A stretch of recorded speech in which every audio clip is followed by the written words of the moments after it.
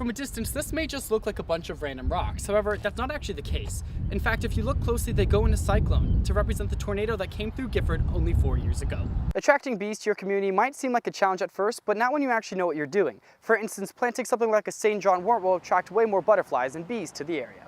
One of the newest additions to the State Farm Center is the Orange Crush Club. Here, members that have an orange sticker on their card in Orange Crush can come and have food and hang out with their friends before the game. The Vet Expo is held once every year, and it's one of the few times where the public can come interact with animals outside of their cages. What this documentary does very well is bringing attention to the complex issue of trying kids as adults. Engineering students line up in order to talk to different companies, but after line and student after student, companies say that there's one thing they look for in a candidate in order for them to stand out. The cherry blossoms, which can be seen right here, can bloom as early as January. However, they can also bloom later in the year. No matter what, there's always a bunch of people that show up at the Arboretum to see them bloom.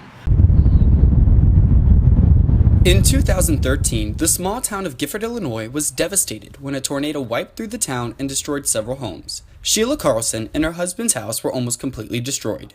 Family called and said, yeah, we might have tornadoes or whatever, And I'm like, yeah, just like everybody else. It kind of, yeah, it'll go away, We were only posted under the warnings for maybe one more minute, and that's when it hit. And the houses on this side and about 4 down this way, everything behind us were gone. From a distance, this may just look like a bunch of random rocks. However, that's not actually the case. In fact, if you look closely, they go in a cyclone to represent the tornado that came through Gifford only 4 years ago.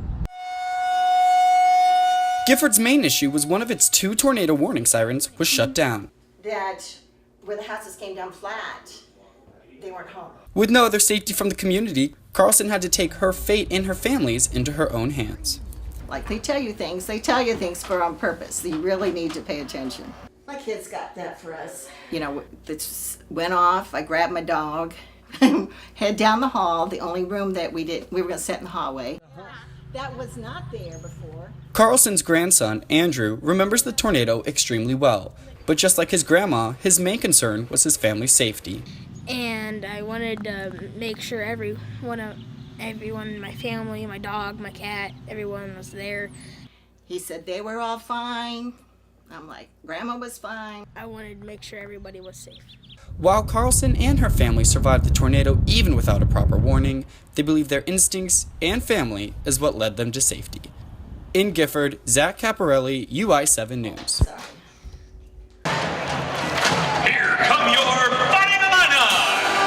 The University of Illinois' men's basketball team can finally return to a completed State Farm Center.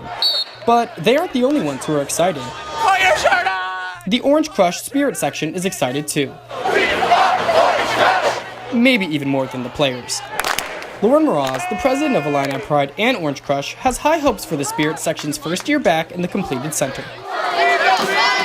Excited about everything in general coming together because we used to be promoting like this is what's coming in the future, like this is what we have coming up, be a part of it before we get that, and now it's this is what we have going on, get excited and come check it out.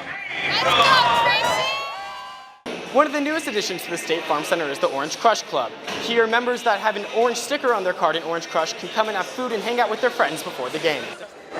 For some of our new members who might not have bought or raised money to be in the top level, it's nice for them to see like what they can be, and it's a nice, instead of just hearing about it, it's a nice incentive for them to come back next year. Becky Langford is a senior who's been in Crush all 4 years. She thinks the amount of seating the renovations have brought is a huge boost for members. Before there was kind of like people would be hidden in the bleachers, but now everyone's got their own seat, and like there's no problems with people not fitting in the bowl, and we can make a lot more noise now. We're so loud and energetic throughout the entire game, and we get so excited, and the best part I think is everybody here is really into the game. With 10 home games left in the regular season, the men's basketball team and Orange Crush hope to keep the positive energy flowing throughout the State Farm Center. In Champaign, Zack Caparelli, UI7 Newsbreak. In the summer of Central Illinois, you'll find a home with not 4 screaming kids, but 4 dogs running in the backyard. This is where Emily Price and her dogs live. But from time to time, they have a few other guests as well. Canine guests, to be exact. I started taking dogs in kind of left and right from just friends, community members who would find strays. So I would start taking them in, vetting them on my own dime.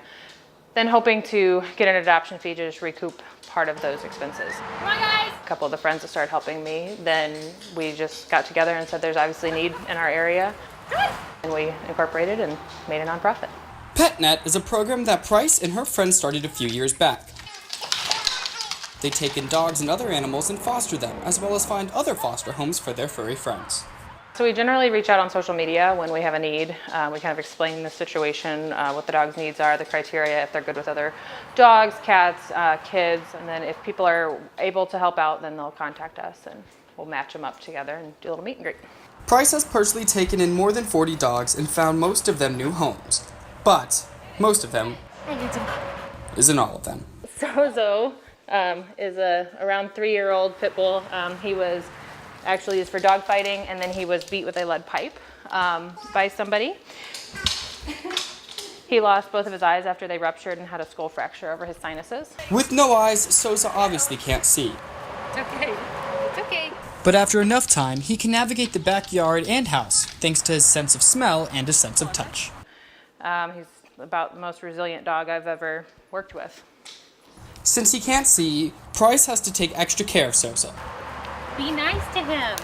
which of course has made the duo close, maybe even too close. Oh, there you go. There's a big smile. And after almost a year together, Sosa went from being a guest at Price's home Thank you.